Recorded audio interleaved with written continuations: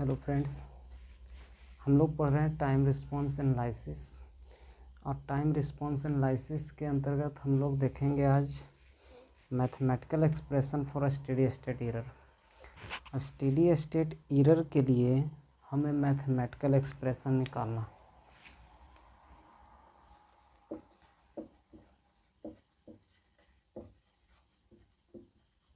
Mathematical expression for a steady state error।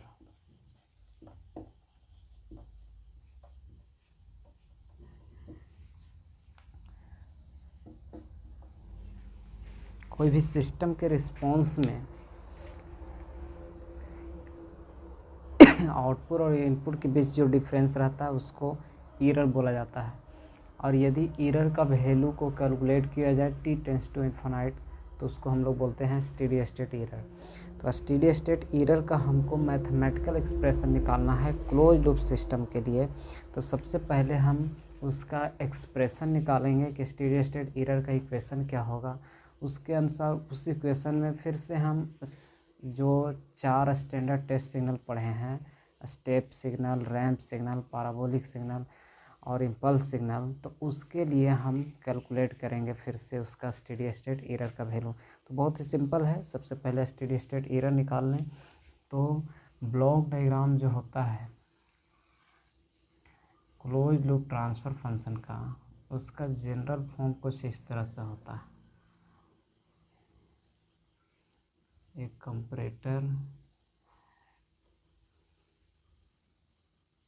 जिसमें input हम देते हैं RS जो प्लस साइन के साथ, और इसमें आउटपुट को, कंट्रोल आउटपुट को CS से इंडिकेट किया जाता है। सिस्टम या प्लांट के गेन को हम लोग GS से इंडिकेट करते हैं। और एक फीडबैक लगाया हुआ है, फीडबैक एलिमेंट जो नेगेटिव फीडबैक है, फीडबैक के गेन को हम लोग HS से इंडिकेट करते हैं। ये सब आपने पहले ब्लॉक डायग्राम रिडक्शन टेक्निक में पढ़ चुके होंगे कि सिस्टम के गेन को GS से इंडिकेट किया जाता है, फीडबैक को HS से इंडिकेट किया जाता है, इनपुट को RS और आउटपुट को CS। यहाँ पे जो सिग्नल आता है उसको हम लोग BS से इंडिकेट करते हैं, फीडबैक सिग्नल जो आया। और रेफरेंस इनपुट और फीडबैक सिग्नल के बीच के डिफरेंस को ES बोला जाता है, दैट मीन्स एरर सिग्नल। तो एरर सिग्नल जनरेट हुआ। अब देखिए, हमने पढ़ा, इलेक्ट्रॉनिक्स में भी आप लोग पढ़ा होगा कि जो गेन होता है, गेन के कोई भी सिस्टम का गेन, तो वो आउटपुट बाय इनपुट के रेशियो को ही गेन कहा जाता है। आउटपुट बाय इनपुट के रेशियो को, जिससे आप लोग voltage gain, current gain, alpha, ये सब चीज़ पढ़े होंगे। तो आउटपुट बाय इनपुट यानी IC बाय IE होता है। तो सेम उसी तरह से यहाँ गेन भी निकालना है हमको। तो गेन अगर जो हम आउटपुट निकालें, गेन बराबर आउटपुट बटा इनपुट हुआ यहाँ से, तो आउटपुट बराबर निकालें तो गेन इंटू इनपुट हो जाएगा। यानी यहाँ से हमको आउटपुट यदि कैलकुलेट करना है तो सिस्टम का गेन और इसमें इनपुट से हम मल्टीप्लाई कर सकते हैं, तो सिस्टम का आउटपुट निकल जाएगा। तो यहाँ पर प्लांट जो मशीन लगा हुआ है या मशीनरी लगा हुआ है या जो भी इक्विपमेंट लगा हुआ है, उसका गेन GS है। तो यहाँ से हम देख सकते हैं कि जो आउटपुट हो रहा होगा पहला CS, तो CS इक्वल टू कितना होगा, आउटपुट बराबर गेन GS और इनटू इनपुट ES, यानी आउटपुट बराबर हो गया gain into ES, gain into input. Input इसका, इस सिस्टम का इनपुट ES है, एरर सिग्नल, आउटपुट CS है और गेन GS है। तो ये हो गया ES इंटू GS, इसको इक्वेशन फर्स्ट मानते हैं। सेम उसी प्रकार से यहाँ आउटपुट BS जो है, ये भी आउटपुट है जिसमें इनपुट जा रहा है यहाँ से कंट्रोल आउटपुट सिग्नल, और इसका फीडबैक है। तो हम HS इंटू लिख सकते हैं CS, यानी BS इक्वल टू आउटपुट बराबर gain into input, input CS हो रहा है, कंट्रोल आउटपुट। फिर यहाँ से अगर जो हम एरर सिग्नल बराबर निकालें तो कंपैरेटर क्या करता है कि दोनों का डिफरेंस निकालता है, यानी रेफरेंस इनपुट प्लस है तो RS और इसमें से घट जाएगा -BS। यदि BS का साइन पॉजिटिव रहता, फीडबैक पॉजिटिव रहता तो यहाँ जुड़ जाता, RS + BS हो जाता। इसको इक्वेशन सेकंड और ये इक्वेशन थर्ड कैलकुलेट कर लिए हैं। अब इसके अनुसार हमको थर्ड इक्वेशन से लेकर के चलते हैं। तो इक्वेशन नंबर थर्ड से, फ्रॉम इक्वेशन थर्ड से क्या होगा, from equation third ES equal to है, ES equal to RS minus BS है, ES equal to RS minus BS है। डायग्राम वाला कुछ पोर्शन को मिटा देते हैं। अब देखिए इसमें दोनों साइड यदि हम दोनों साइड में RS से डिवाइड कर दें, बोथ साइड RS से डिवाइड कर देते हैं, इधर भी RS से डिवाइड कर दें लेफ्ट साइड भी, और इधर भी RS से डिवाइड कर देते हैं। ऐसा दोनों साइड करने से कोई इफेक्ट नहीं आएगा। तो ये RS/RS कट जाएगा, तो ये कितना होगा, ES/RS इक्वल टू होगा 1 - BS/RS। ES/RS इक्वल टू होगा 1 - BS/RS। अब BS का वैल्यू हम पुट कर सकते हैं। BS का वैल्यू इक्वेशन 2 में आया है HS × CS, तो BS का वैल्यू पुट कर देते हैं। 1 - BS के जगह पर रख दें HS × CS और /RS। अच्छा, फिर CS का भी वैल्यू है, CS का भी वैल्यू को अगर जो हम पुट कर दें तो 1 - HS के जगह पर HS रहेगा, और CS के जगह पर क्या होगा, GS × ES और /RS है। इतना इक्वेशन आया। क्या किया है हमने, जो थर्ड इक्वेशन था उसमें दोनों तरफ RS से डिवाइड कर दिए, जिससे इक्वेशन आ गया ES/RS इक्वल टू 1 - BS/RS। अब BS का वैल्यू इक्वेशन 2 से है HS × CS, BS के जगह पर HS × CS रख दिए। फिर CS के जगह पर इक्वेशन फर्स्ट से हम जान रहे हैं कि GS × ES है, तो GS × ES गेन और एरर सिग्नल को रख दिए, HS को सही रखें, और ये आया है कितना बराबर, तो ये आया है ES/RS equal to error signal by reference input equal to आया है। इसको आगे और हमको सोल्व करके और एरर सिग्नल का वैल्यू निकालना है। तो अब ब्लॉक डायग्राम को हम मिटा देते हैं, एरर सिग्नल का वैल्यू क्या होगा वो थोड़ा देखना है। तो इसमें देख रहे हैं हम इस इक्वेशन में ES/RS इधर भी है और ES/RS इधर राइट साइड में भी है, तो दोनों को हम ES/RS को लेफ़्ट साइड ले चल जाते हैं पूरा को। तो उधर ले जाने के बाद, या फिर ऐसा हम करें कि ES/RS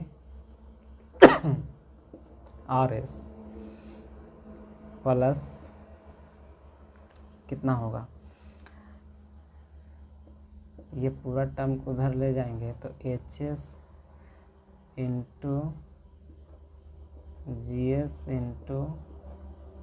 ES/RS और इक्वल टू 1 होगा। ये पूरा टर्म को, नेगेटिव टर्म को उधर लेफ्ट साइड लेते चले गए। अब इधर से दोनों में से हम ES/RS कॉमन ले सकते हैं, तो ES/RS को कॉमन ले लिए, तो यहाँ पे 1 बचेगा और प्लस यहाँ पे क्या बचेगा, GS × HS, इस जगह पर बचेंगे GS × HS, यानी 1 + GS × HS बचा। अब यहाँ से सिर्फ एरर सिग्नल अगर जो निकालें, एरर सिग्नल, सॉरी यहाँ बराबर नहीं होगा,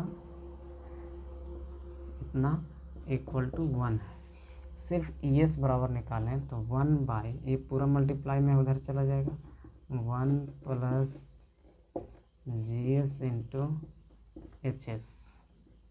ये एरर सिग्नल अभी हमारा आया है कि एरर सिग्नल कितना आएगा, तो 1/1 प्लस GS इंटू HS। अच्छा, और RS जो है, RS को हटा दिए तो RS इधर आकर के मल्टीप्लाई में हो जाएगा। RS इधर डिवाइड में है, उधर जा कर के मल्टीप्लाई में हो जाएगा। अब हम एरर सिग्नल अभी निकाले हैं, लेकिन हमको निकालना है स्टेडी स्टेट एरर। तो हम लोग जानते हैं कि एरर सिग्नल में यदि स्टेडी स्टेट एरर हमको निकालना है तो टाइम टेंड्स टू इन्फिनिट लेते हैं। तो कोई भी फंक्शन यदि हमको टाइम के फॉर्म में दिया रहता है तब तो हम उसको t टेंड्स टू इन्फिनिटी कर लेते हैं, लेकिन अगर जो फ्रिक्वेंसी के फंक्शन में दिया हुआ है, फ्रिक्वेंसी के टर्म में दिया हुआ है, तब हम कैसे निकालेंगे। तो उसके लिए हम दो थ्योरम पहले से एक पढ़ रखे हैं, इनिशियल वैल्यू थ्योरम और फाइनल वैल्यू थ्योरम। तो फाइनल वैल्यू थ्योरम हम लोग पढ़े हैं कि यदि एफएस का वैल्यू दिया हुआ है और हमको फाइनल वैल्यू निकालना है तो t tends to infinity ft equal to पढ़े हैं लिमिट s टेंड्स टू 0 और SFS। ये फाइनल वैल्यू थ्योरम में हमने पढ़ा, पहले से पढ़ रखा है। यानी यदि कोई फंक्शन को टाइम के फॉर्म में हमको निकालना हो इन्फिनिटी फाइनल वैल्यू, तो हम फ्रीक्वेंसी के फॉर्म में उसका वैल्यू 0 रखेंगे, और SFS तो FS के जगह पर ES काम कर रहा है, हमको ये निकालना। तो by using final value theorem का यूज करके और हम लोग स्टेडी स्टेट एरर को कैलकुलेट कर सकते हैं। तो स्टेडी स्टेट एरर को कैलकुलेट करने के लिए हम लोग लिखेंगे by using final value theorem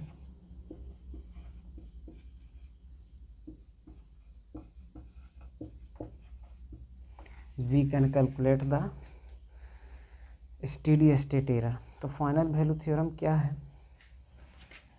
final value theorem के लिए है कि स्टेडी स्टेट एरर निकालने के लिए इसमें हम लगाते हैं तो ESS that means steady state error जो होगा वो कितना होगा, तो limit t tends to infinity ET या एरर सिग्नल जो है टाइम के फॉर्म में, तो एरर सिग्नल टाइम के फॉर्म में बराबर हो जाएगा limit s tends to 0 s into FS यानी s इंटू ES होगा। ये फाइनल वैल्यू थ्योरम के फॉर्म में हम एरर सिग्नल को लिखे हैं। अब यहाँ पे जो भी वैल्यू दिया हुआ है वो वैल्यू रख दीजिए।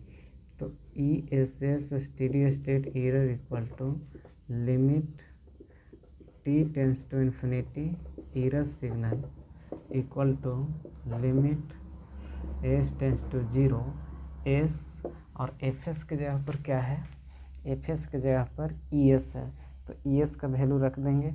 ES का वैल्यू क्या आया है, ES का वैल्यू आया है फाइनल हमारा 1/1 प्लस GS इंटू HS और इंटू RS। तो ये हमारा फाइनल आ गया स्टेडी स्टेट एरर, यानी फाइनल वैल्यू थ्योरम का यूज करके स्टेडी स्टेट एरर का ये एक्सप्रेशन आ गया। अब हम देख रहे हैं कि स्टेडी स्टेट एरर जो है वो डिपेंड कर रहा है किस पर, इनपुट सिग्नल पर और forward path gain. 1 plus GSHS क्या है, फॉरवर्ड पाथ गेन पर है। तो फॉरवर्ड पाथ ट्रांसफ़र फंक्शन, तो फॉरवर्ड पाथ ट्रांसफ़र फंक्शन और इनपुट रेफरेंस इनपुट पर डिपेंड कर रहा है किसका वैल्यू, स्टेडी स्टेट एरर का वैल्यू। इसलिए हम अलग अलग सिग्नल रख करके यदि रेफरेंस इनपुट स्टेप के लिए रखेंगे तो स्टेप के लिए RS का वैल्यू 1/s होता है स्टेप फंक्शन के लिए, पाराबोलिक के लिए 1/s² होता है, और फिर रैंप के लिए 1/s² और पाराबोलिक के लिए 1/s³। तो जैसे जैसे हम रखेंगे उसके अनुसार एरर कांस्टेंट का वैल्यू हमको निकलेगा, एरर का वैल्यू स्टेडी स्टेट एरर का वैल्यू निकलेगा। तो अब ये स्टेडी स्टेट एरर का एक्सप्रेशन है, इसको ध्यान रखना है। एग्ज़ाम में आपके पूछे जा सकते हैं डेरिवेशन कि फाइंड द डेरिवेशन या develop the derivation of steady state error, तो स्टेडी स्टेट एरर के लिए निकाल दिए, या फिर न्यूमेरिकल भी पूछ सकता है। तो अब हम अलग अलग सिग्नल के लिए निकाल रहे हैं। तो सबसे पहले हम स्टेप इनपुट के निकाल रहे हैं। तो स्टेट इनपुट के लिए जो वैल्यू निकाला जाता है उसको बोलते हैं हम लोग static position error constant. Position error constant, और उसको बोलते हैं केपी से। एरर कांस्टेंट को केपी से इंडिकेट किया जाता है। और ये किसके लिए है? तो स्टेप इनपुट देने पर आता है। स्टैटिक पोजीशन एरर कांस्टेंट कब निकलेगा? यदि सिग्नल में हम एरर सिग्नल में स्टेप सिग्नल देंगे तो स्टेप सिग्नल के लिए आरटी जो होता है वो 1 होता है। तो आर एस का वैल्यू 1/s होता है। ये पहले स्टैंडर्ड टेस्ट सिग्नल में पढ़े हैं हम। अब स्टेडी स्टेट एरर जो है वो निकालना है। तो steady state error equal to, हम लोग जानते हैं कि limit t tends to infinity error signal बराबर होता है लिमिट s टेंस टू 0 और s es। तो es का वैल्यू क्या है? es का वैल्यू है RS/1 plus GS into HS। अब RS का वैल्यू पुट करेंगे हम। RS के जगह पर क्या पुट करेंगे? 1/s। तो equal to limit s tends to 0 s, RS के जगह पर 1/s पुट कर दिए और by 1 plus GS into HS जो है सो रख दें। s से s कैंसिल आउट हो जाएगा, यानी फाइनल कितना आएगा हमारा इक्वेशन?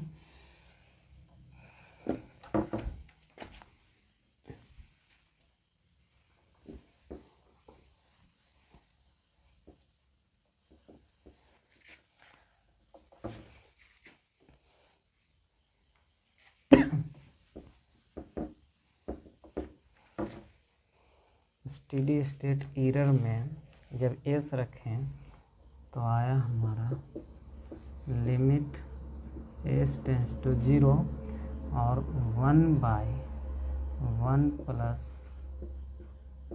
GS into HS। अब देखिए इसमें कि जो भी लिमिट है वो लिमिट कहाँ एग्जिस्ट करेगा? जहाँ s का फंक्शन है। तो नोमरेटर में तो कोई s का फंक्शन है नहीं, तो वहाँ तो s का वैल्यू पुट होगा नहीं, s बराबर 0। डिनोमिनेटर में भी 1 है तो 1 में s का वैल्यू पुट नहीं होगा। s का फंक्शन है GS इंटू HS, तो इसमें लिमिट पुट होगा। यानी स्टेडी स्टेट एरर का वैल्यू निकालेंगे, स्टेडी स्टेट एरर, तो 1/1 प्लस और लिमिट इसके साथ एग्जिस्ट करेगा लिमिट s टेंस टू 0 और GS इंटू HS, यानी लिमिट एग्जिस्ट करेगा GS HS के साथ ही, क्योंकि यही s का फंक्शन है। और इसको क्या लिखते हैं हम? इसी को लिखा जाता है स्टेडी स्टेट एरर में 1/1 प्लस ये पूरे टर्म जो रहे, ये पूरा term limit s tends to 0 GS HS है, इसको बोलते हैं KP, जो कि इसको बोला जाता है स्टैटिक पोजीशन एरर कांस्टेंट। इन स्टेडी स्टेट एरर जो आएगा स्टेप फंक्शन के लिए 1/1 प्लस KP, जहाँ KP जो है वो कहलाता है स्टैटिक पोजीशन एरर कांस्टेंट। और ये static position error constant KP का वैल्यू क्या होगा? तो KP इज इक्वल टू है limit s tends to 0 GS into HS। ये याद रखना है कि KP का वैल्यू क्या है, जहाँ limit s tends to 0 GS into HS, इसको बोलते हैं स्टैटिक पोजीशन एरर कांस्टेंट। तो ये स्टेप इनपुट के लिए निकाल दिया गया। इसी तरह से हम फिर स्टैटिक वेलोसिटी एरर कांस्टेंट निकाल सकते हैं, वो रैंप फंक्शन के लिए होगा, रैंप इनपुट के लिए होगा। तो सेम उसी तरह से जैसे HS का RS का वैल्यू हम स्टेप के लिए रखें तो ये static position error constant, same उसी तरह से स्टैटिक वेलोसिटी एरर कांस्टेंट और स्टैटिक एक्सेलरेशन एरर कांस्टेंट निकाल सकते हैं। तो हम निकालते हैं अगला जो फंक्शन है वो रैंप फंक्शन के लिए। रैंप इनपुट देने पर एरर कांस्टेंट का वैल्यू, स्टेडी स्टेट एरर का वैल्यू कितना आएगा वो निकालते हैं। तो तो स्टैटिक वेलोसिटी एरर कांस्टेंट, जिसको हम के भी से इंडिकेट करते हैं, और ये है रैंप इनपुट देने पर, रैंप इनपुट देने के बाद ये हमको फाइंड होता है स्टैटिक वेलोसिटी एरर कांस्टेंट। तो हम लोग जानते हैं कि रैंप इनपुट में आर टी बराबर जो होता है वो टी होता है, तो R S equal to 1/s square होता है, आर एस का वैल्यू 1/s स्क्वायर।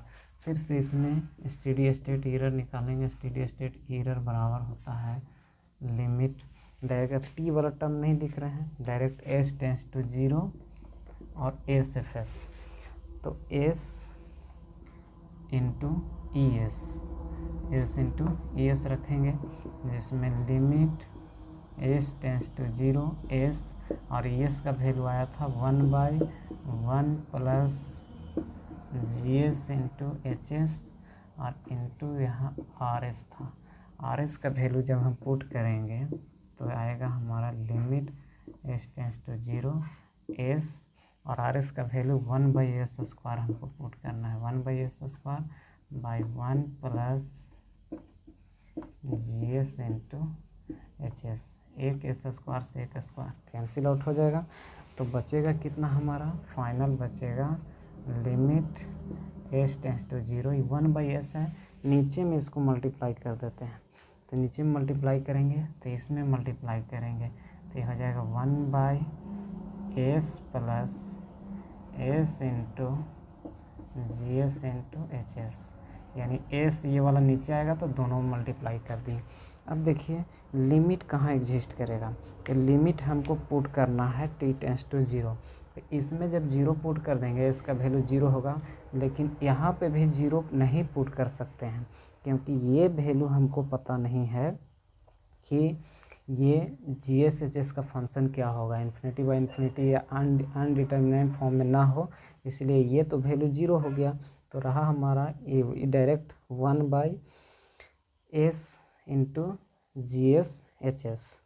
तो फाइनल हमारा वैल्यू जो बचा उसको हम लिखते हैं, इधर ये हटा देते हैं, इसी के जगह पर लिखते हैं,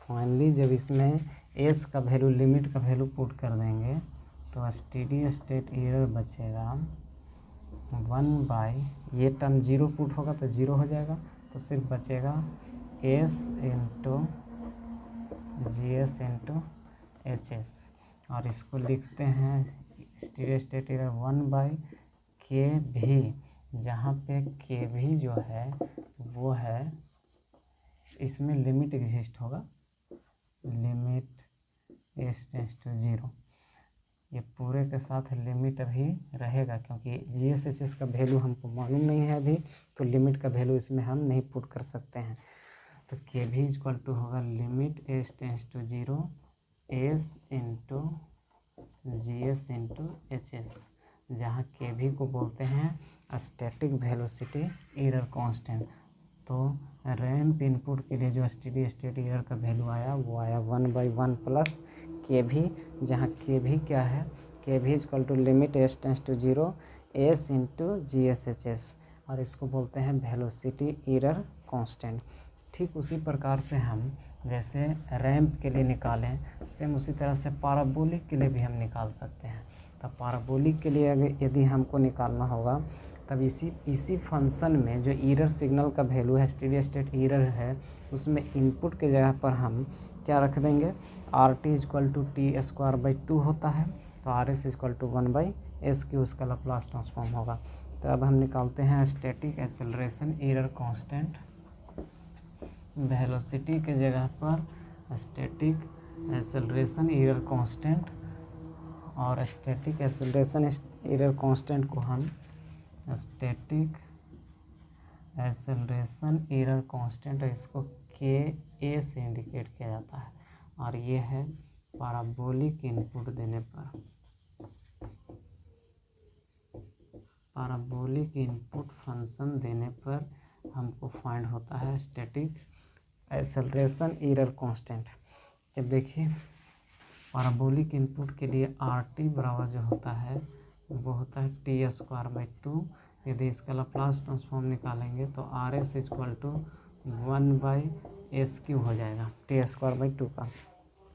अब फिर से निकाल दीजिए, हम स्टेडी स्टेट एरर इसके लिए भी निकालना चाहते हैं। तो steady state error limit S tends to 0, S into E S का वैल्यू होता है 1/1 plus G S into H S, और यहाँ आर एस होता है। तो आर एस का वैल्यू यदि हम पुट करेंगे इसमें, limit S tends to 0, S into R S का वैल्यू 1/s² और by 1 plus G S into H S रहेगा। एक एस यहाँ 1/s³ रखाएगा, तो यहाँ से एक एस कटेगा तो यहाँ पे स्क्वायर बचेगा। अब इससे मल्टीप्लाई होगा नीचे डिनोमिनेटर में, तो एस टेंस टू 0 1/ यहाँ हो जाएगा s² plus s² into G S into H S. तब देखिए फिर से लिमिट का वैल्यू यदि पुट करेंगे तो ये वैल्यू पुट करेंगे तो ये तो 0 हो जाएगा, लेकिन इसमें वैल्यू हम लिमिट का नहीं पुट कर सकते हैं। यहाँ लिमिट एग्जिस्ट नहीं करेगा क्योंकि जी एस एच एस का वैल्यू हमको पता नहीं है। तो इसको फिर फाइनल हम लिख सकते हैं, लिमिट हटा दें तो एरर सिग्नल बराबर कितना होगा, steady state error E S S equal to 1/ ये 0 हो गया, और इसके साथ लिमिट आ जाएगा, limit S tends to 0 s² into G S into H S. किन्हीं के दिमाग में चल रहा होगा सर s² को क्या किए, तो एस लिमिट का वैल्यू हम पुट कर रहे हैं s टेंस टू 0, तो 0 पुट कर देंगे तो ये 0 हो जाएगा। लेकिन इसमें क्यों नहीं पुट कर रहे हैं, इसमें लिमिट क्यों ले रहे हैं, क्योंकि जी एस एच एस का वैल्यू हमको पता नहीं है, इसलिए इसके साथ लिमिट रहने देते हैं। तो इसको हम लिख सकते हैं 1/KA, जहाँ K क्या है, स्टैटिक एक्सेलरेशन कांस्टेंट, यानी KA का वैल्यू जो है वो है लिमिट s टेंस टू 0 और s² into G S into H S. ये है स्टैटिक एक्सेलरेशन कांस्टेंट, जिसको KA से इंडिकेट किया जाता है। तो इस तरह से सब निकाल लिए। अगर जो कोई क्वेश्चन भी दिया रहे और क्वेश्चन में जी एस एच एस का वैल्यू हमको दिया रहे या एरर सिग्नल का वैल्यू दिया रहेगा, तो हम उसके लिए, या जी एस का वैल्यू दिया रहेगा तो जी एस एच एस में ही जी एस एच एस का वैल्यू दिया रहेगा, तो हम ये तीनों वैल्यू याद रखना है। के ए का वैल्यू क्या था, के भी का वैल्यू क्या था, और के पी के भी और के ई, यानी स्टैटिक पोजीशन एरर कांस्टेंट निकालना रहेगा, स्टैटिक वेलोसिटी एरर कांस्टेंट निकालना रहेगा, और स्टैटिक एक्सेलरेशन एरर कांस्टेंट निकालना रहेगा। तो ये तीनों का वैल्यू आपको याद रखना है कि अगर जो पोजीशन एरर कांस्टेंट में क्या है, तो स्टैटिक पोजीशन एरर कांस्टेंट का हमने फार्मूला आपको निकाला, उसको हम के पी से इंडिकेट करते हैं, और के पी इक्वल टू आया था limit S tends to 0 G S into H S, सिर्फ इतना आया था। फिर स्टैटिक वेलोसिटी एरर कांस्टेंट के भी निकालें, उसमें आया limit S tends to 0 S into G S into H S, और स्टैटिक एक्सेलरेशन कांस्टेंट निकालें, इसका वैल्यू आया limit S tends to 0 s² into G S into H S. ये तीनों का वैल्यू आपको याद रखना है। तो ये जो एरर कांस्टेंट डिफाइन है, ये सिर्फ इसी के लिए डिफाइन है, यानी कि जब ये स्टैंडर्ड टेस्ट सिग्नल जो होता है, एरर कांस्टेंट के पी के वी एंड के is define the ability of the system. ये सिस्टम के एबिलिटी को डिफाइन करता है कि स्टेडी स्टेट एरर को कितना रिड्यूस किया जा सकता है, कैसे रिड्यूस किया जाता है, और ये कोई इन्फॉर्मेशन नहीं बताता है दूसरे सिग्नल के, यानी स्टेप, रैंप और पैराबोलिक के अलावा दूसरा कोई सिग्नल इनपुट देंगे तो के पी के भी और के कोई और दूसरे के लिए वैलिड नहीं है। तो इसी तरह से अगर जो आपको न्यूमेरिकल में क्वेश्चन जीएस का वैल्यू दिया रहेगा कहे कि कोई सिस्टम का जीएस का वैल्यू गेन इतना है और फीडबैक यूनिटी है यानी एचएस का वैल्यू 1 है, तो आप इसके लिए केपी केवी और के का कैलकुलेट कीजिए। तो जीएस का वैल्यू, जीएस एचएस का वैल्यू जो भी रहेगा उसमें हम सिर्फ लिमिट पुट कर देंगे। तो लिमिट का value S tends to 0 GS HS में पुट करेंगे। के भी निकालना रहेगा तो limit S tends to 0 S into GS HS और के का value S square into GS HS करके लिमिट सोल्व कर देना है। वो आपका केपी केवी और के का वैल्यू आ जाएगा। ऐसा एग्जांपल दिया हुआ है। तो इस तरह से ये चैप्टर आपका पूरी तरह से ख़त्म हो गया, टाइम रिस्पॉन्स एनालिसिस, जिसमें आपको ये चीज़ आपको ध्यान देने वाली बात है कि टाइम रिस्पॉन्स स्पेसिफिकेशन और जो first order system, second order system निकाला गया है स्टेप के लिए, रैम्प के लिए, पैराबोलिक के लिए, उसका डेरिवेशन आपको याद रखना है। और फिर इसमें थर्ड टर्म जो आया ये mathematical expression for error constant. इस तरह से चैप्टर समाप्त होता है। ठीक है, थैंक यू। नेक्स्ट चैप्टर हम लोग अगले दिन देखेंगे।